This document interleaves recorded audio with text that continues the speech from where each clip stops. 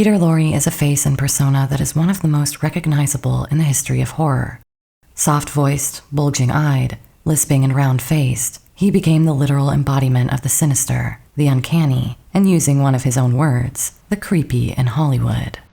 Yet underneath his strangely compelling appearance was a far more complex figure who had endured some of life's most difficult challenges, including fleeing from a very real horror story more than once.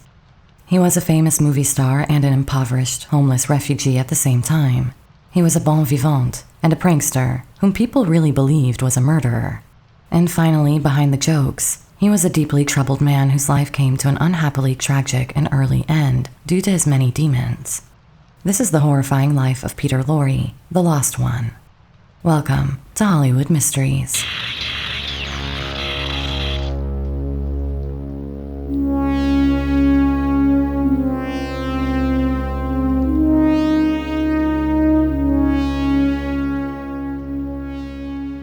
Peter Lorre was born Laszlo Loewenstein on June 26, 1904. He was the eldest child of Alajos Loewenstein and Elvira Freischberger. The family lived in Rosahegi, which the local German-speaking residents called Rosenberg. At that time, it was part of Lipto County in the Kingdom of Hungary, though today it is known as Ružomberok, Slovakia. His parents, who were German-speaking Jews, had moved to Rosahegi after Alajos got a job as chief bookkeeper at a textile mill. Alajos also served as a lieutenant in the Austrian Army Reserve, which often took him away from home for drills. Just as it would often happen throughout his life, Alajos had to leave for a month of training shortly after his son was born. 2 years later, the family grew again with the birth of their second son, Ferenc. In April 1908, Elvira died shortly after giving birth to a third son, Andras. The exact cause of death was unclear. Some say it was blood poisoning, while others recall it as food poisoning, and there are those who believe she may have been murdered. The official death certificate indicated blood poisoning, but there has been ongoing speculation that food poisoning might have been the true cause, and that whatever poisoned the food could well have been placed there by human hands. Not long after, Alajos married again. His new wife, Melanie Klein, had been Elvira's best friend. Together, they had 2 more children. Unfortunately, Peter's relationship with his stepmother was extremely negative. She treated him harshly, and he often hid under the bed to avoid her as she had an explosive temper and often violently beat him and his brothers. It was not just her harshness that haunted him. Many people found Elvira's sudden death suspicious, given her apparent good health beforehand. Though there was no definite proof, some suspected that Lorre's mother might have been intentionally poisoned by Klein. The mysterious circumstances left many believing that Melanie Klein had much to gain from Elvira's death, and though the evidence was only circumstantial, rumors persisted for many years that Elvira's death had been no accident.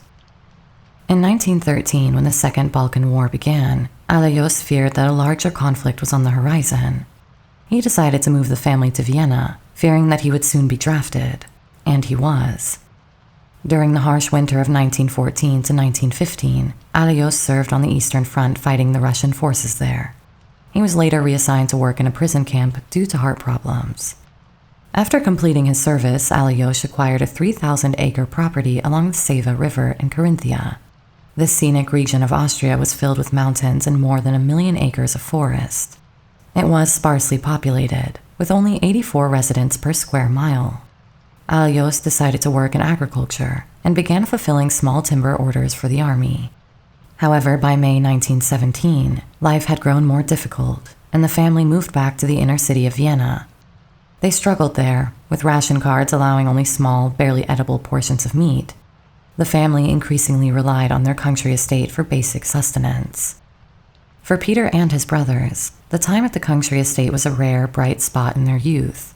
To make extra money, they would harvest hay, tend to cows, gather apples from the orchard, and press them for wine.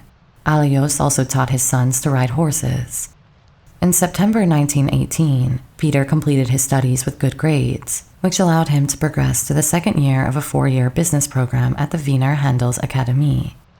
Given his later struggles with financial matters, which he described as a lack of attention to detail, it is somewhat surprising that he excelled in business mathematics, bookkeeping, business law, and economic policy. This surprise would likely have been most strongly felt by his exasperated future creditors, perhaps the reason Lorre kept his educational achievements to himself in later life. Peter completed his final exam on June 28, 1921, and graduated the following week at the top of his class. But he was not destined for life in business, and he was about to defiantly tear himself away from it to pursue acting. He once claimed that his addiction to acting amounted to a disease transmitted by an unknown host, but it could be argued that host was a stifling atmosphere of a Viennese business school in the early 1920s. Although he later elaborated extensively when discussing the psychology of acting, he had little to share about his early acting experiences. He recalled that he lived in a world of fantasies, where he acted out various roles without realizing it. His brother Ferenc remembered their debut as dwarfs in a school play of Snow White, saying, "I was the smallest of these people, and Peter the biggest one. Of course, we just had to hop around on the stage and not talk." Although Lorre seemed not to have thought this inauspicious debut to have been of much importance in his future roles. In any case, post Snow White, Peter did not perform again until he reached his Mittelschule years. When his German teacher discovered that a director was casting 3 one-act plays for a theater evening, he recommended Peter. This opportunity led Peter to accept the role of a quarrelsome defendant, and was his first appearance on the stage of the Vienna Kammerspiele. Later, Lorre minimized the significance of his acting roots, stating, "You either make faces or are born to do it, or you don't like it, and that's all there is to it." In 1935, he remarked that becoming an actor was not a deliberate choice. "I did not say to myself, I am going to be an actor, because I did not really know what an actor was, but somewhere in my subconscious being, the roots stirred and motivated me, and I went. I knew then why I had left my father's house." He had effectively left home and found himself living in poverty in a city undergoing immense turmoil following its defeat in the war. This was a city known at that time for being home to majorly influential figures, like Sigmund Freud, Adolf Hitler, and Ludwig von Wittgenstein. The Viennese theater scene at that time was very radical, attracting a mix of outsiders, agitators, and talented actors. The political climate was highly charged and sometimes even violent. For Lorre, acting was a form of addiction, and this seeming enthusiasm would reveal one of his darker personality traits. Lorre's overwhelming passion for theater came at the expense of his health. "For a long while I went hungry and friendless and cold," Lorre shared with an interviewer in 1935. "I knew park benches for beds, and the feel of a face pressed against the window of a sweet shop." Due to his starchy diet, he remained surprisingly plump, even though his health was failing. "I am the only actor, I believe, who really had scurvy," he stated. He even admitted to even resorting to robbery to satisfy his hunger. However, this poor diet led to major gallbladder problems that ultimately required surgery. His first operation did not go well, and he was prescribed morphine to manage the pain, which would later develop into a lifelong addiction. Tiring of Vienna, he relocated to Breslau and then to Zurich. By the late 1920s, he made his way to Berlin, where he collaborated with Bertolt Brecht, the Weimar Republic's most famous and most radical playwright. He performed in Brecht's play, Man Equals Man, and also took on the role of Dr. Nakamura in the musical Happy End. It was during his time in Berlin that Lorre met actress Celia Lovsky, who would eventually become his first wife. In Berlin, Lorre also made his first moves into cinema. Director Fritz Lang cast him as the child murderer Hans Beckert in the film M in 1931. The film was reportedly inspired by the notorious Peter Kürten, known as the Vampire of Dusseldorf. Kürten, a habitual criminal and casual laborer, always maintained a sophisticated and polished appearance. He dressed well, read extensively, and behaved with supreme manners, which made him an unlikely candidate for a serial murderer. However, he had a particular obsession with women. He admitted to experiencing intense sexual gratification from killing his female victims, sometimes even breaking into song during the acts.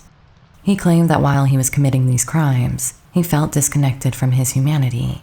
He claimed that falling into this animalistic nature brought him sexual pleasure, and he rationalized his actions as a form of revenge against a world he believed was degenerating rapidly. Fritz Lang explained that he envisioned Lorre for the role while writing the script, and did not require him to audition because he was already convinced that Lorre was the ideal choice for the part. Lang referred to M as simply a cops and robbers story. The plot revolves around a murder on the loose, with neighbors suspecting each other. The public calls for action, but they find no clues about the killer's identity. Keep up your investigations, the killer advises. Everything will happen just as I have predicted, but I haven't yet finished. However, M was much more than a cops and robbers story. It was one of the first films to delve deeply into the psychological aspects of crime, and one which revealed the horrors within a murderous mind. Lang had a clear vision and knew how to achieve it, often through sheer willpower and merciless treatment of his actors. In one memorable scene, Lorre's character was required to fall down a flight of stairs. Lang instructed Lorre to throw himself down the stairs. Remarkably, it took only 12 takes. The bruises lasted for weeks after. Lang also envisioned the character having a menacing whistle to the tune of In the Hall of the Mountain King. But there was a challenge. While Lorre was fine with throwing himself down the stairs, he was unable to whistle. To solve this, Lang recorded himself whistling the tune, allowing Lorre to simply lip-sync the melody. The filming process was grueling for Lorre. Like his character Beckert, he exhausted himself. Paul Falkenberg, who edited M and was present on set nearly every day, recalled, Lang wrung him out like an old towel. He was completely worn out. He had given his all and his best. For example, he began shooting the court scenes at 8 in the morning and continued until the following morning.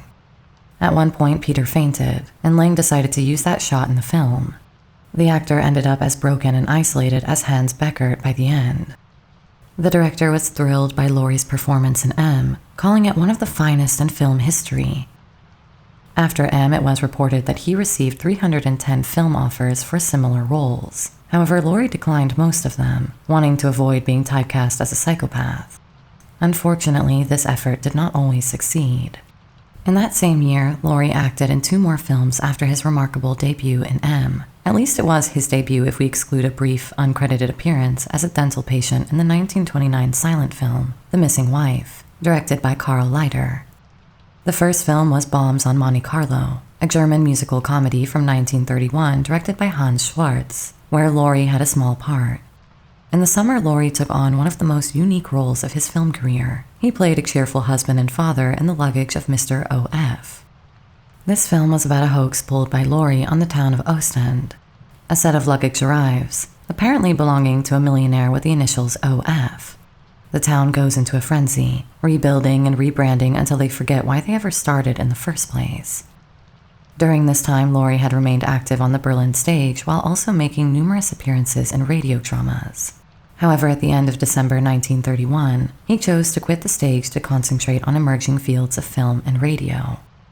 In 1932, Lorre made 4 minor appearances, including 2 as a hunchback in Der Weiße Demon and Stupefiants.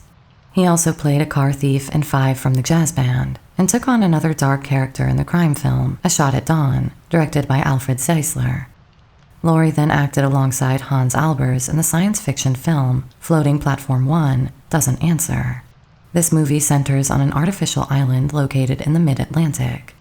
Based on Kurt Sotomak's novel, it follows a brave pilot who prevents the destruction of a crucial refueling station for transoceanic flights. However, there was a need for comic relief in this heavy science fiction drama.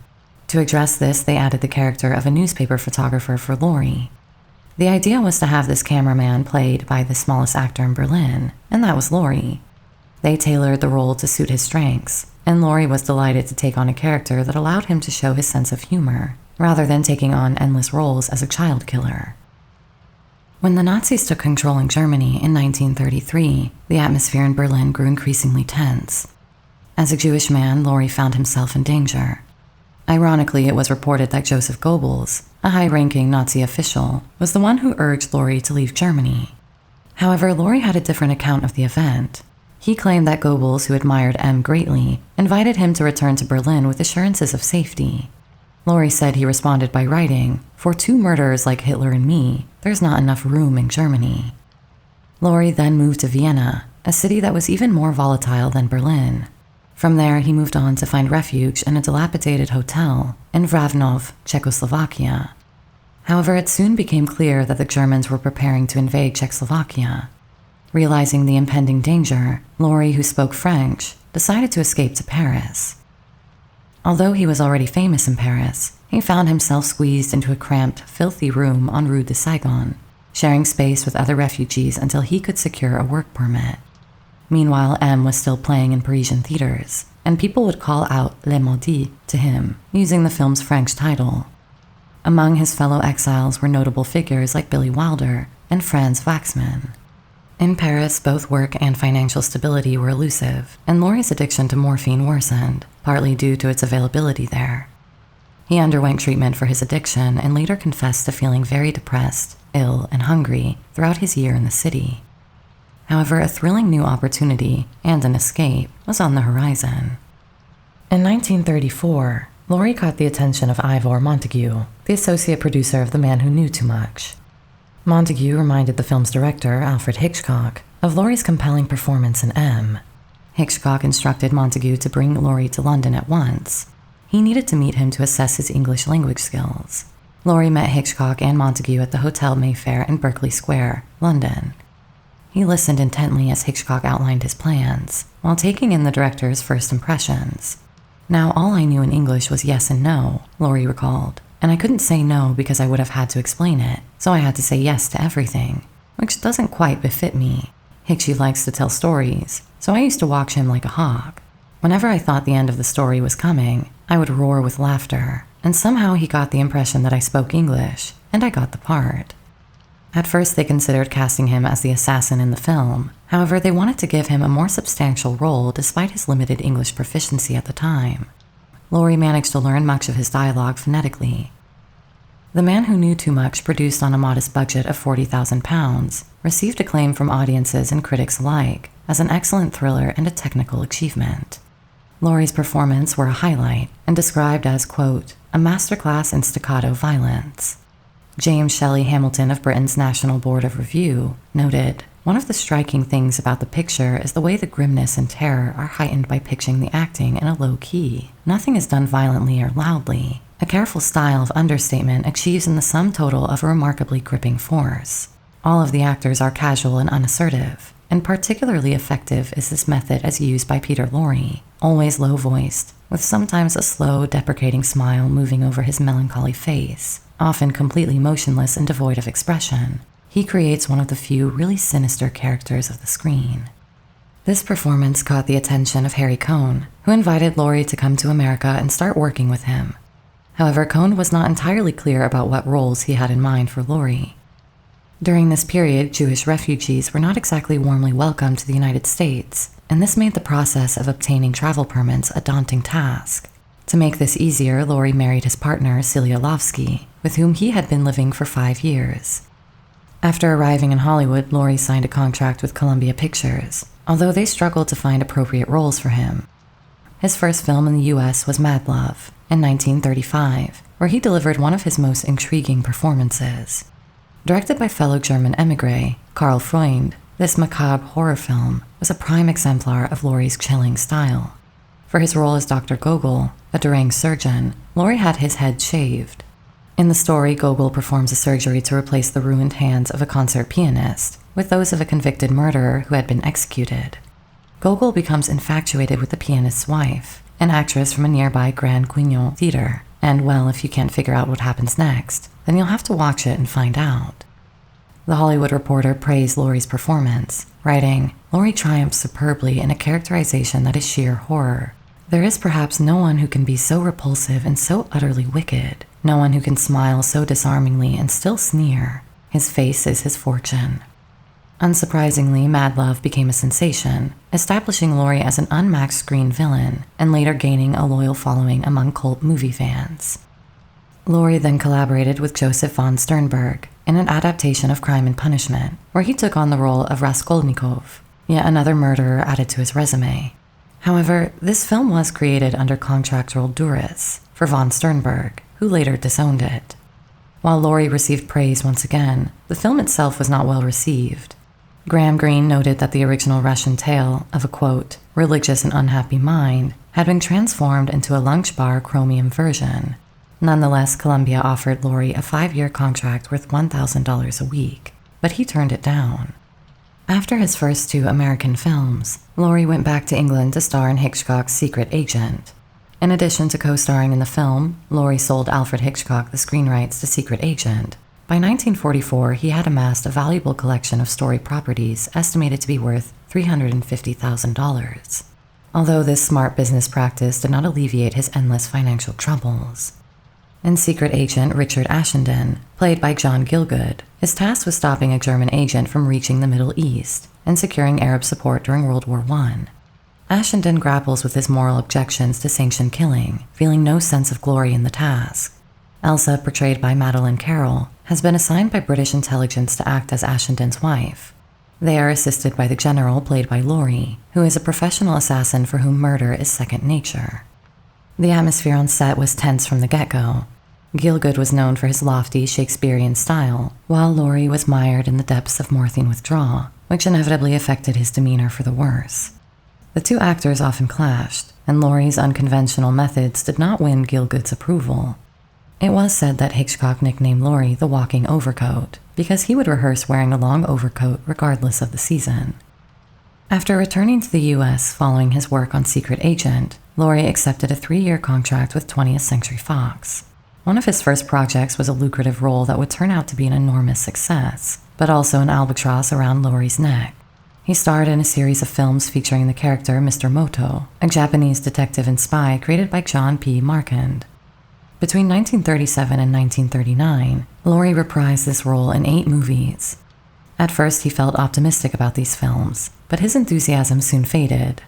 "The role is childish," he said, and eventually he grew to dismiss the films with frustration whenever anyone brought them up in conversation. But he couldn't just walk away. Lorre needed the income to address his huge debts, and the costs of expensive rehab visits in London as he tried to overcome his morphine addiction. His situation worsened when he injured his shoulder during a stunt while filming Mr. Moto Takes a Vacation, which was the second to last film in the series, and this sent him on another morphine spiral.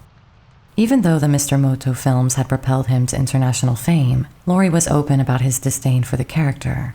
In 1939, when he attended a lunch for visiting Japanese officials, he wore a badge that read, "Boycott Japanese Goods." The impending war and rising anti-Japanese sentiment in the media eventually halted any further Mr. Moto films, which Lorre welcomed as a relief. Later in 1938, Universal Pictures showed interest in borrowing Lorre from Fox for the lead role in Son of Frankenstein, a part that would ultimately go to Basil Rathbone. This film starred Boris Karloff as Frankenstein's mother and Bela Lugosi as Igor. Lorre turned down the opportunity. He was sick of horror roles and wanted a new challenge, but the typecasting would prove impossible to shake off. In 1937, he had successfully tested for the role of Quasimodo in a cancelled MGM adaptation of The Hunchback of Notre Dame. According to a publicist at Fox, this was one of the 2 roles Lorre most wanted to play, the other being Napoleon. Both projects failed to make it to production. Angry with continual broken promises from Fox, Lorre eventually managed to terminate his contract. After a short time as a freelancer, he signed on for 2 films at RKO in May 1940. In the first film, Stranger on the Third Floor, he took on the lead role in what is considered one of the earliest film noir productions. The second film from RKO in 1940 was You'll Find Out, a musical comedy mystery starring band leader Kay Kaiser. In this film, Lorre spoofed his sinister persona alongside horror icons Bela Lugosi and Boris Karloff. While both films had elements that might appeal to cult movie fans today, they were not highly regarded at the time. However, Lorre and Lugosi developed a friendship that delighted horror enthusiasts. They both shared a dark sense of humor. Years later, in 1956, Lorre attended Lugosi's funeral alongside another horror legend, Vincent Price. According to Price, when they viewed Lugosi's body dressed in his famous Dracula cape, Lorre quipped, "Do you think we should drive a stake through his heart, just in case?" Director John Huston played a crucial role in reviving Lorre's career by casting him in The Maltese Falcon in 1941, which was also the year he became a naturalized American citizen. Although Warner Brothers was largely indifferent to Lorre, Huston was keen for him to portray the character Joel Cairo. Huston recognized that Lorre, quote, had that clear combination of braininess and real innocence, and sophistication. He's always doing 2 things at the same time, thinking one thing and saying something else. Censor Joseph Breen objected to Lorre's portrayal of what he termed the pansy, Joel Cairo, and demanded cuts to scenes. These scenes in question were the ones in which he cuddled the Gunsel, Wilmer, and stroked his face. The censors were satisfied that this removed any potential homosexual overtones from the character. Miraculously, Breen somehow failed to grasp the significance of Cairo's gardenia-scented calling card and his habit of brushing the phallic handle of his umbrella across his lips. In any case, both of which survived the censors and contributed to an unforgettable movie character. The Maltese Falcon premiered in New York City on October 3, 1941, and quickly became a hit and one of the most iconic Hollywood movies ever made. Eventually, it was one of the first 25 films selected by the Library of Congress to be included in the National Film Registry for being culturally, historically, or aesthetically significant. This film was also the pinnacle of Lorre's acting career in America, and his portrayal of Joel Cairo has become legendary. In 1962, Lorre recalled the so-called stock company he was now part of, which included Humphrey Bogart, Sidney Greenstreet, and Claude Rains. He was particularly close to Bogart, especially after Bogart discovered Lorre's impressive drinking abilities. It has also often been said that it was Lorre who finally encouraged Humphrey Bogart to marry Lauren Bacall, after Bogart's doubts over their age difference. He reportedly said, "5 good years are better than none." Meanwhile, if the film department at Warner Brothers was uncertain about Lorre, the animation team were far more enthusiastic. Lorre became a favorite character among Warner Brothers cartoonists, appearing in Looney Tunes and as a fish in Horton Hatches the Egg. He was also the visual inspiration for the original illustrations of Gomez Addams in The Addams Family, which were published in The New Yorker in 1938. Lorre was now contracted with Warner Brothers on a project-by-project basis until 1943, when he signed a 5-year renewable contract that lasted until 1946. Still, Lorre rarely received top billing in his films with Warner Brothers. He believed that this lack of recognition had nothing to do with his talent. Instead, he suspected that Jack L. Warner, the head of the studio, had a dislike for him. Some of this may have stemmed from Lorre's incessant antics. Lorre had a playful side off-screen. He loved playing pranks on friends and colleagues. On the set of The Maltese Falcon, he and Bogart pulled a prank on Jack L. Warner, which may have fueled Warner's discontent with Lorre. Aware that Warner disliked seeing his actors smoking on screen, Lorre convinced his co-stars to fill the climactic scene with smoke and about every smokable object they could muster. When Warner saw the chaotic smoke-filled scene, he was furious and forced them to reshoot it, a huge expense for the studio. After The Maltese Falcon, Lorre returned to his familiar roles as a villain in B-movies. He appeared in the comedic crime spy film, All Through the Night, and then starred alongside Boris Karloff in the rather silly The Boogeyman Will Get You. Lorre took on another antagonist role as Baron Ikito, a Japanese officer in Invisible Agent, which was a spin-off of the Invisible Man series. Even though it had mediocre reviews, this film achieved a big box office success. On the other hand, for Lorre, it felt like a slump after the excitement of The Maltese Falcon. However, a major opportunity was on the horizon, and it would be an unforgettable role in the most iconic movie ever made. Lorre played Ugarte in Casablanca, a small but pivotal role as a black market dealer who entrusts Rick, played by his best pal Humphrey Bogart, with valuable letters of transit before being captured by the police. Though his screen time was brief, Lorre's performance ramped up the atmosphere of danger and shifting loyalties in the film. Casablanca, of course, went on to become, well, Casablanca, perhaps the most quoted film ever made, certainly the most misquoted anyway. After Casablanca and The Maltese Falcon, Lorre and Sidney Greenstreet appeared together in 7 more films. This pairing became known as Little Pete, Big Sid, and even though they did not always share a huge amount of screen time together, they were one of cinema's best-known odd couple pairings on screen. In fact, many of their subsequent films resembled the themes of Casablanca, such as Background to Danger, which featured George Raft, Passage to Marseille, where they reunited with Humphrey Bogart and Claude Rains, and the standout film The Mask of Demetrios from 1944. This film is primarily a noir thriller that reflects the styles of Alfred Hitchcock and Orson Welles.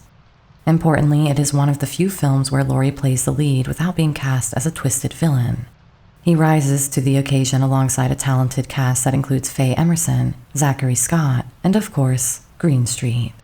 The Mask of Demetrios tells the story of a writer on vacation who, after viewing the body of a recently deceased criminal mastermind, becomes obsessed by the man's rise to power and the mysterious circumstances of his death. It's really an undervalued gem of classic film noir. Their final collaboration was in the suspense thriller The Verdict, which was the first feature directed by Don Siegel. In this film, Greenstreet and Lorre were finally billed as first and second, respectively. Lorre continued in a similar vein for the next couple of years with films like The Conspirators, which featured Hedy Lamarr and Paul Henreid, Hollywood Canteen, and Three Strangers. In Three Strangers, which is a suspenseful tale about the three people who share a winning lottery ticket, Lorre was cast against type as the romantic lead by director Jean Negulescu, sharing the screen with Geraldine Fitzgerald. Before any of those were shot, Lorre had returned to comedy by playing the role of Dr. Einstein in Frank Capra's adaptation of Arsenic and Old Lace, which starred Cary Grant and Raymond Massey. The story revolves around Mortimer Brewster, played by Grant, a successful writer who visits his family home on his wedding day. To his shock, he discovers that his two beloved aunts, who raised him, are actually serial killers who poison their victims. Lorre's character, Dr. Herman Einstein, is a plastic surgeon who collaborates with Mortimer's brother and who has his own nefarious plans. Lorre's final film for Warner Brothers was The Beast with Five Fingers, where he played the eccentric and troubled Hillary Cummins. This film is one in which he utilized his famously expressive eyes to their full extent. By this time, Lorre seemed fully immersed in Hollywood life. He often socialized with his friend Bogart at popular spots like Chasen's, Romanoff's, and the Villanova. He frequented Finlandia baths to sweat out the alcohol from his system and seemed to be fully adapted to the high life. Lorre enjoyed a lavish lifestyle that exceeded his earnings. He even borrowed money from Bogart, knowing he would never repay it. His romantic life was equally tumultuous as he pursued a woman 14 years younger than him. Over the 6 years post-war, he made 15 films, portraying sinister villains, sly foreign agents, a disillusioned scientist, a subservient detective writer, an explosive plastic surgeon, a contemplative barfly, a well-known artist, a murderous librarian, and occasionally a patriotic figure. He had truly found his place in the industry, or so it seemed. Yet beneath the glitz of Hollywood, another side of Lorre existed, one whose extravagant lifestyle masked a hidden reality that seemed as unbelievable as some of his film roles. It wasn't only his morphine addiction that was haunting him, nor his debt or failing marriage. Rather, the specter of his European past was about to raise its ugly head. Lorre claimed that his ongoing friendship with Bertolt Brecht, who had been in exile in California since 1941, led Jack L. Warner, the studio head, to graylist him as a communist sympathizer. This was in part what led to the termination of his Warner Brothers contract. Having been denounced as a political enemy and seen in the company of the revolutionary and radical Brecht, Lorre, like so many others, was now under threat from the House of Un-American Activities Committee. In fact, it was not Brecht influencing Lorre, but the other way around. Brecht had intensely studied Lorre's acting style while developing his own theories, which would influence theater and cinema for the rest of the century. Their last public collaboration was in the 1931 play Mann ist Mann on the Berlin stage. But they also worked together on several unrealized film projects, including a 1945 story titled Lady Macbeth of the Yards. This project aimed to modernize Shakespeare's work, setting it in the Chicago stockyards. The script included surreal elements like a singing witch, a mirror maze, and nightmare sequences featuring, to quote from the screenplay, a distant rumble growing into thunder and a cloud of dust, kicked up by the hooves of an oncoming herd of steers. Unfortunately, Warner's story editor canceled the project. Warner later served as a friendly witness during Lorre's appearance before the House of Un-American Activities Committee in May 1947. Although how friendly graylisting one of your employees is debatable. Nonetheless, it seems Lorre didn't take the whole thing too seriously. During the investigation into alleged communist infiltration in Hollywood, Lorre was interviewed by committee investigators. They asked him to name anyone he found suspicious since arriving in the United States. In response, he provided them with a list of every single person he had met in the country. Following the end of his contract with Warner Brothers, Lorre's acting career in Hollywood took a major downturn. He shifted his focus to radio and stage performances, where his distinctive voice was an asset. Lorre also made guest appearances on various comedy and variety shows from the mid-1930s to the 1950s. He also starred in thrillers like Inner Sanctum Mysteries and Suspense, and he hosted 3 radio series, Mystery in the Air, Nightmare, and Mystery Playhouse, for the Armed Forces radio services. Lorre's personal life was in shambles by now. He and Celia divorced in 1945.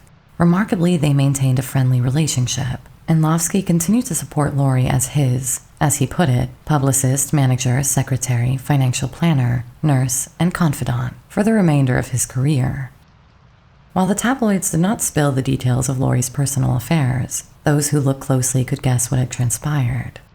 Lorre had been spending time with the notorious ladies' man Humphrey Bogart, and soon after his divorce he married German actress Karen Verne, who was 14 years his junior. During this time, Lorre also returned to familiar territory with My Favorite Brunette, a light-hearted spoof of the detective genre, where he starred alongside Bob Hope and Dorothy Lamour. In this film, Lorre played yet another menacing henchman, albeit one that was an obvious self-parody. Lorre took on a supporting role in Casbah in 1948, which was a musical remake of Algiers from 1938. Although this part was not a major highlight of his film career, it did show his willingness to explore different characters, even as the films varied in quality. In 1949, Lorre appeared in Rope of Sand, again taking on a supporting role in a narrative centered around crime and deception, this time set in South Africa. Unfortunately, these roles did little to alleviate his financial struggles, leading him to file for bankruptcy following an unsuccessful attempt to launch his own production company. To make matters worse, he divorced Verne that same year after barely 4 years of marriage. Lorre made his directorial debut with The Lost One, a project he developed during this period, although it was released in 1951. This deeply personal film explored themes of guilt and redemption in post-war Germany, and these of course tied with Lorre's own experiences and the lingering trauma from the war. The film's translated title also became something of a nickname for Lorre himself. The story unfolds through a series of flashbacks featuring Dr. Roth, portrayed by Lorre, who is a German scientist conducting secret research for the Nazi regime during World War II. After discovering that his fiancée has been leaking secrets to the Allies, he shockingly murders her, and the German government covers up his crime. After the war, Roth works under an alias as a doctor for displaced persons. Upon encountering a former Nazi officer who helped conceal his crime, Roth is overwhelmed by guilt regarding his wartime actions. While the film struggled to find an audience among German viewers in the 1950s who were eager to move past the Nazi era, Der Verlorene has since gained a solid reputation as a dark and impressive piece of cinema. It's a pity that this remained his only directorial effort. During filming, Lorre's unconventional audition technique included asking actress Gisela Trauve to wiggle her backside and spending 3 days unnerving Lotte Rausch while staying resolutely in character. The film also introduced the uniquely chilling term Todmacher, meaning death maker, to the German language. Lorre was known for his ability to create new words, and his distinct vocabulary included neologisms like creep, which he spelled with a K rather than a C. But he claimed it was the first usage of the word in the sense of something uncanny, sinister, or, well, creepy. In February 1952, Lorre returned to the United States, where he began to appear again as a character actor in both television and films, often poking fun at his creepy persona. Shortly after settling back in the US, he met and married Anne Marie Brenning. Although she was not a celebrity, she provided Lorre with the stability and support he needed. The couple remained together almost until Lorre's death and had one daughter, Catherine. Catherine would have a tough life after being orphaned by the age of 17. She would lose her husband to a motorcycle accident before passing away at just 32 from complications related to diabetes. However, before that, she would experience something absolutely shocking that could have ended her life even sooner. But more on that later. As most movie trivia fans will know, Lorre became the first actor to portray a James Bond villain when he took on the role of Le Chiffre in a 1954 television adaptation of Ian Fleming's novel, Casino Royale. In this version, Barry Nelson, rather sacrilegiously, played an American James Bond referred to as Jimmy Bond. However, Lorre's death scene did not go as planned. In fact, it was a comical disaster. According to screenwriter Charles Bennett, Peter expired as the camera sent the show across the nation live. But then the director failed to push the right button, and instead of this scene jumping to the next, the cameras remained on dead Peter. Rightfully concluding that his job was done, he rose and quietly departed to his dressing room, smiling whimsically to the utter bewilderment of possibly 30 million viewers. In the next scene, he was shot dead again in an attempt to salvage the whole mess. Throughout the 1950s and 1960s, Lorre shifted his focus from film to television. He made various appearances, often parroting his menacing bad guy roles in comedy specials that introduced him to new generations, albeit through some fairly trashy projects. Many people questioned why he chose to take on such low-quality work, but the truth was that he needed the money.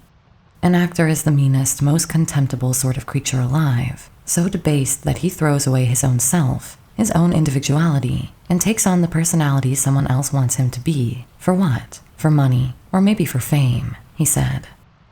It seemed Lorre was slumping into his life as a television star and family man, and even the idea of a major comeback did not inspire him. In 1954, Fritz Lang offered him a role in Human Desire, but he turned it down without hesitation. He likely had flashbacks to his time working with Lang on M, where he had been pushed to the brink. That same year, Lorre did, however, star alongside Kirk Douglas and James Mason in 20,000 Leagues Under the Sea. This film received major acclaim and took in big box office receipt success.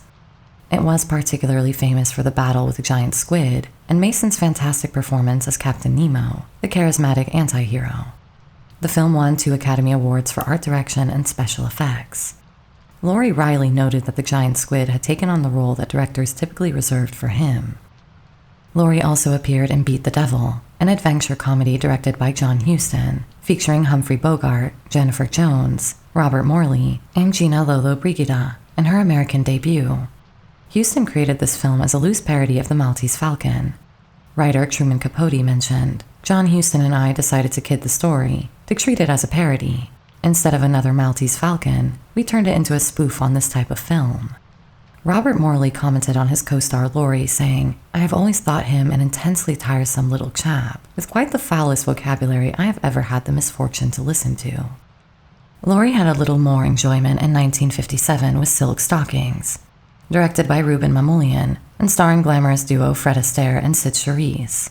The film garnered Golden Globe nominations for Best Film and Best Actress for Charisse in the comedy musical category. If you want to know more about Sid Charisse's career, check out our video on her life, linked on screen now.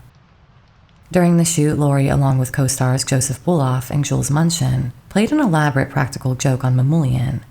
The director had a history of reviving the careers of typecast performers, including Guy Kibbe, Myrna Loy, and Frederick March, and had cast the 53-year-old Lorre in a delightful comic role for this remake of Ninotchka. The trio spent 2 weeks preparing a reworked version of the song, "Too Bad, We Can't Go Back to Moscow," that began with the line, "When you're working for Mamoulian, it's like working for Napoleon." They later gifted Mamoulian the film along with a transcript of the prank lyrics. Of course, Lorre's lifelong ambition had been to portray Napoleon, but the closest he got was taking promotional photos for a 1937 play that never made it to rehearsal, as well as the canceled film project. This lighthearted period came to an abrupt end when Lorre's close friend Humphrey Bogart passed away in 1957. The loss left Lorre feeling isolated and washed up in the industry. With the decline of the studio system, the camaraderie that had once flourished faded away. Lorre reflected on the changes, saying, "I guess I'm one of the last of my group around." He expressed his anger about losing both Bogart and Sidney Greenstreet, noting, "I was mad because they left me alone." Lorre felt like a relic of a fading era, one that had initially welcomed him but then closed its doors. He lamented, "The movies are no longer an industry. After all, who ever heard of an industry that offered no loyalty to its employees? The studios offer none at all anymore. Making movies used to be fun in the old days. It isn't any longer. It's a cold-hearted business." He described himself as just a working actor who, according to Hal Cantor, showed up, did his work, sometimes gave a little more, got his check, and went home. Lorre admitted, "I hate to call myself a star. I'd rather have other people call me a star." By this time, it was clear that his considerable talents were being wasted on often absurd roles in low-quality horror films or B-movies. The frustration began to show. Lorre sometimes expressed his displeasure with the subpar material he was given. For example, in a 1957 episode of Climax, writer Ellis St. Joseph, seeking approval, told Lorre, "I'm grateful you accepted it. What did you think?" Lorre replied that he hadn't read the script and added, "When you are asked to jump into a barrel of shit, you don't ask if it's feet first or head first." But there was to be no great revival for Lorre. He had a supporting role in Voyage to the Bottom of the Sea in 1961. In his later years, he collaborated with Roger Corman on several very low-budget films. including 2 from Corman's Edgar Allan Poe cycle, Tales of Terror, which featured Vincent Price and Basil Rathbone. In Corman's The Raven, he again worked with Price, as well as Boris Karloff and Jack Nicholson. It was reported that Lorre and Nicholson would argue furiously on set due to Lorre ad-libbing much of his dialogue. In contrast, Price was more willing to have fun with the script. In fact, they ad-libbed the film's infamous opening line. Vincent Price asks, "Shall I ever hold again that radiant maiden whom the angels call Lenore?" To which Lorre replies, "How the hell should I know? What am I, a fortune teller?" Lorre had long struggled with severe gallbladder issues, which began in the 1920s. The morphine they gave him resulted in a severe addiction which lasted for decades. After finally recovering, he gained nearly 100 pounds, which exacerbated his already high blood pressure and permanently altered his appearance. And even then, he was still prone to occasional relapses back into morphine addiction, which took a heavy toll on his health. While filming Scent of Mystery in 1960, Lorre collapsed on set. Coincidentally, a medical convention was taking place nearby, and a few doctors happened to assist the unconscious actor in his hotel room. The overzealous doctors concluded that he had only about an hour left to live. After his collapse, his condition deteriorated, prompting one doctor to suggest bloodletting as a potential remedy. They made an incision, and moments later, Lorre revived, and it was discovered that he only had blood clots. By 1962, Lorre's third marriage to Anne-Marie ended, and the couple separated. Lorre's health continued to decline, and he appeared noticeably older than his years. Lorre passed away on March 23, 1964, in Los Angeles from a stroke at the age of 59. This was just 4 days after the release of his penultimate film, Muscle Beach, and it happened to be the day he was scheduled to attend a divorce hearing with Anne-Marie. His body was cremated and his ashes were interred at Hollywood Forever Cemetery. Vincent Price delivered the eulogy at his funeral. Later that year, Lorre's final film, The Patsy, was released, offering a somewhat positive ending note to his career. This film, one of Jerry Lewis's lesser-known works, featured Lewis not only as the star but also as the director and co-writer. The Patsy is an enjoyable enough comedy with a small role for Lorre that, as with every time he appeared on the movie screen, is a highlight of the film. In a shocking turn of events sometime later, Lorre's daughter made headlines when serial killer Kenneth Bianchi confessed to police that he and his cousin, Angelo Buono, had attempted to abduct her in 1977 while posing as undercover officers. However, they let her go upon discovering she was Peter Lorre's daughter. It was only after Bianchi's arrest that Catherine realized the horrifying possibilities of that encounter. Lorre's death, perhaps unsurprisingly, did not end the string of eerie events related to him. In 1963, actor Eugene Weingund attempted to capitalize on his resemblance to the actor by changing his name to Peter Lorre. However, the courts rejected his petition. After Lorre's death, he began calling himself Peter Lorre Jr. and claimed to be Lorre's son. He not only looked like Lorre but also had a similar voice, although he was in much better physical shape than Lorre had been at the same age.